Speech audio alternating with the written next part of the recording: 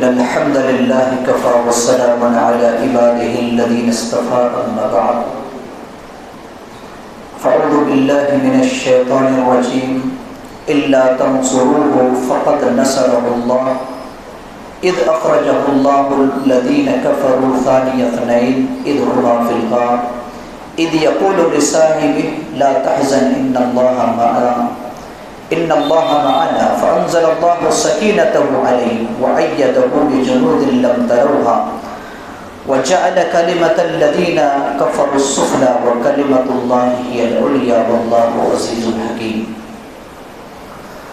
معزز سامعین کرام اور خواتین اسلام، اللہ سبحانہ و تعالیٰ نے ہمیں اور آپ کو پھر توفیق دی کہ ہم اور آپ آخری عشرہ میں قدم رکھیں، اور اللہ رب العالمین کی یہ بے انتہا شکر اور احسان ہے کہ اللہ رب العالمین نے اس عشرہ کو ہمارے اور آپ کے مقدر میں عطا کیا ہے۔ اب ہماری ذمہ داری ہے کہ اس عظیم عشرہ کو ٹھیک اسی طریقے سے گزاریں جس طریقے سے جناب محمد رسول اللہ صلی اللہ علیہ وسلم نے گزار کر ہمیں اور آپ کو درس دیا ہے۔ میں زیادہ کچھ نہیں کہوں گا کیونکہ جمعہ خطبہ میں آپ نے تفصیل گفتگو سماعت فرمائی تھی۔ ابھی جو آیتیں پڑھی گئی ہے ان میں سے چند منتخب آیات کا ترجمہ اور خلاصہ آپ کے سامنے پیش کر رہا ہوں۔ نبی صلی اللہ علیہ وسلم کی زندگی میں کئی ایک مرحلے آئے، اور ایک اہم مرحلہ جو تھا وہ ہجرت کا تھا۔ اللہ رب العالمین نے نہایت اختصار کے ساتھ ہجرت کا ایک ٹکڑا ہماری اور آپ کے سامنے بیان کیا ہے، جو ابھی آیت نمبر 40 میں نے پڑھی ہے۔ اس میں اللہ رب العالمین نے نہایت اختصار کے ساتھ بیان کیا ہے۔ اس سے ہماری اور آپ کے لیے کئی تعلیمات رکھی گئی ہے، اور سب سے عظیم تعلیم یہ ہے کہ جب بندے کا رشتہ اللہ سے مضبوط ہو جائے تو دنیا کی کوئی طاقت اسے کچھ بگاڑ نہیں سکتی ہے۔ اللہ رب العالمین نے کیا فرمایا؟ الا تنصروہ، اگر تم لوگ نبی صلی اللہ علیہ وسلم کی مدد نہ کرو، فقد نصرہ اللہ، تو یقیناً اللہ نے اس نبی صلی اللہ علیہ وسلم کی پہلے ہی مدد کر چکا ہے۔ کس اعتبار سے؟ اذ اخرجہ الذین کفروا، جبکہ نبی صلی اللہ علیہ وسلم کو کافروں نے مکہ سے نکال دیا، مکہ سے نکال دیا۔ اپنے عزیز وطن سے نکل جانا کوئی معمولی بات نہیں۔ ایک انسان جس جگہ پر پیدا ہوتا ہے اس زمین سے فطری طور پر اس کی محبت ہوتی ہے، اور یہی وجہ ہے کہ اللہ کے رسول صلی اللہ علیہ وسلم جب سرزمین مکہ سے نکل کر جا رہے ہیں اور مقام ہرولہ پر آپ نے قدم رکھا ہے، بڑے ہی افسوس اور حسرت کی نگاہ سے مکہ کی سرزمین کی طرف دیکھتے ہیں اور خطاب کرتے ہیں، کہتے ہیں اے سرزمین مکہ، تو اللہ کے نزدیک سب سے بہترین زمین ہے۔ اگر میری قوم مجھے تجھ سے نکلنے پر مجبور نہ کرتی تو میں تیرے علاوہ کسی اور جگہ کو مسکن اور ٹھکانہ نہ بناتا۔ بڑے ہی افسوس کا مقام تھا۔ اللہ کے رسول صلی اللہ علیہ وسلم کو نکالا گیا۔ اللہ رب العالمین نے فرمایا کہ اللہ رب العالمین نے اس وقت مدد کی تھی، فقد نصرہ اللہ اذ اخرجہ الذین کفروا ثانی اثنین، دو میں سے دوسرا، اذ ہما فی الغار، جبکہ وہ دونوں غار میں تھے۔ کون سے غار؟ اس غار کا نام معلوم ہے؟ جی نہیں، غار حرا میں تو آپ صلی اللہ علیہ وسلم کو نبوت سے نوازا گیا تھا، اس کو غار ثور کہتے ہیں، غار ثور۔ تو غار ثور میں آپ صلی اللہ علیہ وسلم، یہ بڑا لمبا واقعہ ہے، حضرت ابو بکر صدیق رضی اللہ تعالیٰ عنہ اس غار کے اندر جاتے ہیں۔ مکہ سے بالکل قریب ہی میں تھا ثور پہاڑ، اور اس میں غار تھا، اسی جگہ پر مکہ میں اعلان ہو گیا ہے۔ مکہ میں کیا اعلان ہوا کہ نبی صلی اللہ علیہ وسلم نہیں ہے اور ان کے دوست ابو بکر بھی نہیں ہے، جو ان دونوں کو یا ان دونوں میں سے ایک کو زندہ یا مردہ لائے گا، ہر ایک کے بدلے میں 100 انعام میں دیے جائیں گے۔ بہت بڑا انعام تھا، 100 بہت بڑا انعام تھا۔ لوگ نبی صلی اللہ علیہ وسلم کا پیچھا کرتے، بڑے بڑے بہادر اور مکہ کے جو بڑے بڑے لوگ تھے نبی صلی اللہ علیہ وسلم کے پیچھا کرتے ہیں۔ حضرت ابو بکر بھی اس غار میں ہیں، 3 دن تک اس غار میں تھے، اس غار میں ہیں، ابو بکر بھی ہے، نبی صلی اللہ علیہ وسلم بھی ہے۔ اذ یقول لصاحبہ لا تحزن ان اللہ معنا، جبکہ اپنے ساتھی سے کہہ رہے تھے، نبی صلی اللہ علیہ وسلم اپنے ساتھی ابو بکر سے کہہ رہے تھے لا تحزن ان اللہ معنا، غم نہ کرو اللہ ہمارے ساتھ ہے۔ کیوں کہا تھا؟ وجہ یہ ہے، حدیث پاک کے اندر آتا ہے، حضرت ابو بکر صدیق رضی اللہ تعالیٰ عنہ غار سے اوپر کی طرف دیکھتے ہیں تو مشرکین مکہ جو تلاش میں نکلے تھے نبی صلی اللہ علیہ وسلم کی اور ابو بکر کی، وہ بالکل غار کے دہانے پر پہنچ چکے ہیں، ان کے قدم نظر آ رہے ہیں۔ حضرت ابو بکر نے کہا اللہ کے رسول صلی اللہ علیہ وسلم اگر صرف اپنے قدم کی طرف اگر دیکھ لے تو ہم نظر آ جائیں گے۔ اس وقت نبی صلی اللہ علیہ وسلم نے فرمایا تھا کہ لا تحزن ان اللہ معنا۔ صحیح بخاری کی روایت ہے کہ اے ابو بکر تم ان 2 شخص کے بارے میں کیا گمان رکھتے ہو جس کا تیسرا اللہ ہے۔ کتنا توکل تھا، اللہ پر بھروسہ تھا، اللہ رب العالمین نے بچایا، اور پھر وہاں سے نبی صلی اللہ علیہ وسلم آگے چلتے ہیں۔ یہ ایک آیت اللہ رب العالمین نے صدقات اور زکوٰۃ کو، چونکہ میں نے گزشتہ درس میں آپ کو بتایا تھا کہ زکوٰۃ کی فرضیت صاحب نصاب پر ہے، اور اگر کوئی زکوٰۃ نہ نکالے تو اس کی کیا وعید قرآن کے اندر ہے اور حدیث کے اندر ہے، آپ نے گزشتہ کل سماعت فرمایا تھا۔ آج میں یہ آپ کو بتاؤں کہ صدقات کے مصارف کون کون سے ہیں، یعنی کہاں کہاں آپ صدقات کو دے سکتے ہیں۔ یہ بھی اللہ رب العالمین نے سورہ توبہ کی آیت نمبر 60 میں بتایا ہے۔ آیت نمبر 60 میں 8 مصارف زکوٰۃ ہے، صدقات ہیں، یعنی 8 جگہوں پر آپ صدقات اور زکوٰۃ کے مال کو خرچ کر سکتے ہیں۔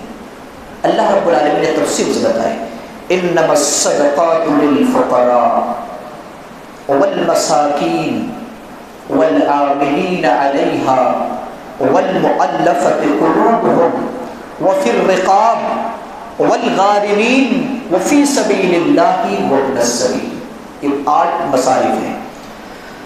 در حقیقت صدقات فقراء اور مساکین کے لیے ہیں، فقراء اور مساکین میں کوئی خاص فرق نہیں ہے، حدیث کے اندر اس کی کوئی جو ہے تفریق نہیں ہے۔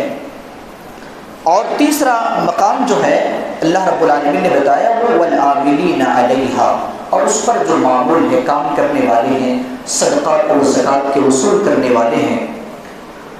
اور چوتھا والمؤلفۃ قلوبہم، اور جن کا تالیف قلب مقصود ہے۔ تالیف قلب مقصود کا مطلب یہ ہوتا ہے کہ اس میں کچھ مسلمان بھی آ سکتے ہیں، غیر مسلم بھی آ سکتے ہیں، یعنی کچھ کمزور طبقہ کے مسلمان، ایمان کے اعتبار سے کچھ کمزور طبقہ کے مسلمان ہیں، لالچ دکھا کر غیر مسلم یا عیسائی یا کوئی اور مذہب کے ماننے والے پیسے دے کر کے اگر پیسہ دے دے تو ادھر چلے جائیں گے، ایسا ہو سکتا ہے، کچھ مسلمان ایسے ہوں گے۔ تو اللہ رب العالمین نے فرمایا کہ زکوٰۃ کے مال تو انہیں دو، صدقات کے مال انہیں دو، تاکہ وہ اسلام پر مضبوط ثابت قدم رہے اور دوسری طرف نہ جائے۔ ایک دوسرا غیر مسلم، تالیف قلب ایسا ہوتا ہے کہ کچھ غیر مسلم بھی ہوتے ہیں، جن کو اگر آپ نے زکوٰۃ و صدقات کا مال دیا تو ممکن ہے کہ وہ اسلام کی طرف آ جائے، شرک کو چھوڑ کر کے توحید پر آ جائے، تو اسے تعریف قلب کہا جاتا ہے۔ اور اسے بھی دینا اللہ رب العالمین نے ایک مسلک بتایا ہے، خرچ کرنے کی جگہ بتایا ہے۔ وفی الرقاب، اور گردن چھڑانے میں، دور نبوی میں یا اس سے بھی پہلے جو غلام رہا کرتے تھے ان کو آزاد کرنے میں حضرت ابوبکر رضی اللہ تعالیٰ عنہ نے بہت سارے غلاموں کو آزاد کیا تھا، اور بہت سارے لوگوں نے آزاد کیا۔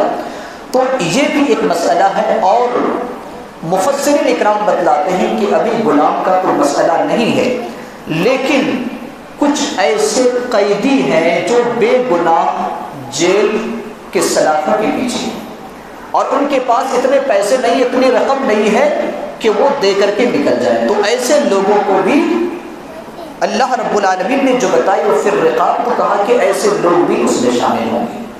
بہرحال والغارمین، اور قرض دار جو مقروض ہیں، لیکن مقروض ایسے ہو کہ اپنی ضروریات کو، اپنی خواہشات نہیں، اپنی ضروریات کی تکمیل کے لیے وہ انسان قرض دار ہو جاتا ہے، مقروض ہو جاتا ہے۔ ایسا نہ ہو کہ ہم بڑی بڑی عمارتیں قائم کریں گے اور قیمتی گاڑیاں خریدیں گے، ایسا نہیں، بلکہ اپنی جو ضروری چیزیں ہیں، اپنے گھر کے اخراجات کے لیے، کفالت کے لیے جو ضروری چیزیں ہیں، ان چیزوں کو وہ آدمی تکمیل نہیں کر پاتا، لہذا اسے قرض لینے کی ضرورت پڑتی ہے، تو ایسے لوگوں کو بھی آپ دے سکتے ہیں۔ میں نے پہلے ہی بتایا کہ یہ ضرورت مند ہو، خواہش مند نہیں، خواہش مند الگ ہے اور ضرورت مند کیا ہے، الگ ہے۔ اور اللہ رب العالمین نے 7واں مصرف بتایا ہے وہ فی سبیل اللہ، اللہ کی راہ میں۔ اللہ کی راہ میں تو پہلا مقام ہے جہاد کا، اللہ کے کلمہ کی سربلندی کے لیے جو لوگ لڑائی کرتے ہیں، اور جہاں پر اسلامی حکومت ہے وہاں کی بات ہے۔ اب آپ جہاد کے لیے کوئی تنظیم تیار نہیں کر سکتے، بہرحال تو یہ پہلا مصرف ہے۔ اور اس کے علاوہ سبیل اللہ میں بہت سارے چیزیں ہیں، ان میں سے طالب علم کو بھی مفسرین اکرام نے بتایا ہے، کیونکہ حدیث پاک کے اندر ہے کہ من خرج فی طلب العلم فهو فی سبیل اللہ، جو علم کو، کتاب و سنت کے علم کو حاصل کرنے کے لیے نکلتا ہے وہ بھی فی سبیل اللہ، اللہ کی راہ میں ہے۔ تو طالب علم کو، یا اسی طریقے سے جو مدرسے وغیرہ ہیں ان کو بھی آپ دے سکتے ہیں۔ وابن السبیل 8واں مصرف اللہ رب العالمین نے بتایا مسافر کو، یعنی مسافر ہے لیکن وقتی طور پر وہ انسان ضرورت مند ہو چکا ہے، اپنے گھر میں تو بہت پیسے ہیں لیکن ابھی اس کے پاس کوئی پیسہ نہیں، کوئی مجبوری آ گئی ہے اور پھنس چکا ہے، تو ایسے لوگوں کو بھی آپ دے سکتے ہیں۔ اللہ رب العالمین نے فرمایا کہ یہ فریضہ اللہ رب العالمین کی طرف سے ہے۔ اللہ رب العالمین نے کچھ مومنوں اور کچھ منافقوں کی باتیں کہی ہے، اور بنیادی فرق بتایا ہے کہ منافق کون ہے اور مومن کون ہے، منافق کا انجام کیا ہے اور مومن کا انجام کیا ہے۔ 2 آیتوں میں اللہ رب العالمین نے منافقوں کے بارے میں بتایا ہے۔ آیت نمبر 67 اور 68 میں، 67 اور 68 میں پہلے منافقوں کے بارے میں بتایا، المنافقون والمنافقات بعضهم من بعض، منافق مرد اور منافق عورت ایک دوسرے کے ہیں، یعنی ایک دوسرے سے ہیں یا آپس میں ان کی دوستی ہوتی ہے۔ ان کا کام کیا ہے، یأمرون بالمنکر، برائی کا حکم کرتے ہیں، وینہون عن المعروف، اور بھلائی سے روکتے ہیں، ویقبضون ایدیہم، اور اپنے ہاتھ کو خرچ کرنے سے روکتے ہیں، بند کر دیتے ہیں۔ اللہ رب العالمین نے یہاں پر منافقوں کے بارے میں خاص طور سے 3 باتیں کہی ہیں۔ پہلی بات کہ یأمرون بالمنکر، منکر یعنی برائی کا حکم کرتے ہیں، منافق برائی کا حکم کرتے ہیں، اور وینہون عن المعروف، اور بھلائی سے روکتے ہیں، اور تیسرا کام ویقبضون ایدیہم، بخیلی کرتے ہیں، اللہ کی راہ میں خرچ نہیں کرتے۔ سیدھا مطلب اللہ رب العالمین نے 3 صفتیں منافقوں کی بتائی ہیں، اور قرآن اور حدیث کے اندر تقریباً 80 سے زائد منافقوں کی علامتیں اور نشانیاں ہیں۔ مثال کے طور پر عشاء اور فجر کی نماز تاخیر سے یعنی ان پر بھاری گزرنا، اور جب نماز میں کھڑے ہوتے ہیں تو سستی اور کاہلی سے کھڑے ہوتے ہیں، کوئی دلچسپی نہیں رہتی۔ تو اللہ رب العالمین نے بتایا یہ سب منافقوں کی نشانی۔ اب منافقوں کے بارے میں اللہ رب العالمین نے کیا فرمایا؟ وعد اللہ المنافقین والمنافقات والکفار، اللہ رب العالمین نے منافق مرد، منافق عورتوں اور کافروں سے وعدہ کیا ہے نارا جہنم، جہنم کی آگ کا، خالدین فیہا، وہ لوگ اس میں ہمیشہ رہیں گے، ہی حسبہم ولعنہم اللہ ولہم عذاب مقیم، یہ اس کے لیے کافی ہے اور اللہ رب العالمین کی اس پر لعنت ہے اور ان لوگوں کے لیے ہمیشگی کا عذاب ہے۔ لہٰذا صحابہ اکرام کی جب سیرت پڑھتے ہیں تو پتہ چلتا ہے کہ صحابہ اکرام نفاق سے بہت زیادہ ڈرا کرتے تھے، بہت ڈرتے تھے۔ جھوٹ بولنا یہ منافق کی علامت ہے۔ آج ہم بات بات پر جھوٹ بولتے ہیں، امانت میں خیانت کرنا، وعدہ خلافی کرنا، گالی گلوچ بکنا، یہ سب کے سب کیا ہے؟ یہ مومن کی علامتیں نہیں، یہ منافقوں کی علامتیں۔ لہٰذا ہم اپنا نام مومن کے فہرست میں رکھیں، منافقوں کے نہیں، کیونکہ اللہ نے منافقوں کا انجام بہت ہی برا بتایا ہے۔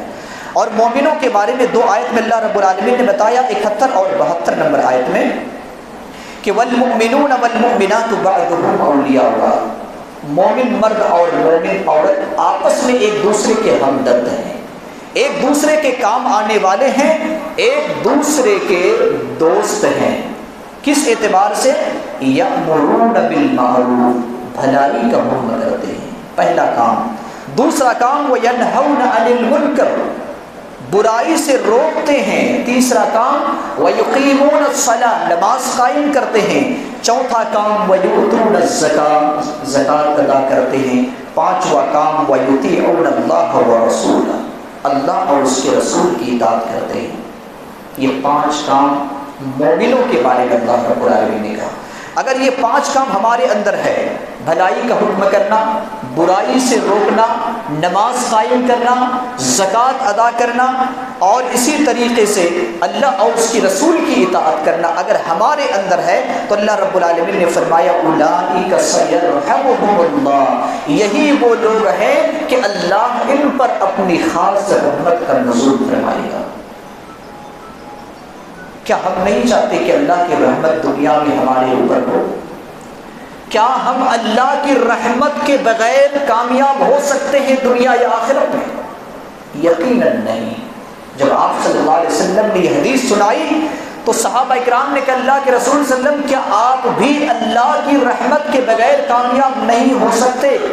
کہا میں بھی اللہ کی رحمت کے بغیر کامیاب نہیں ہو سکتا۔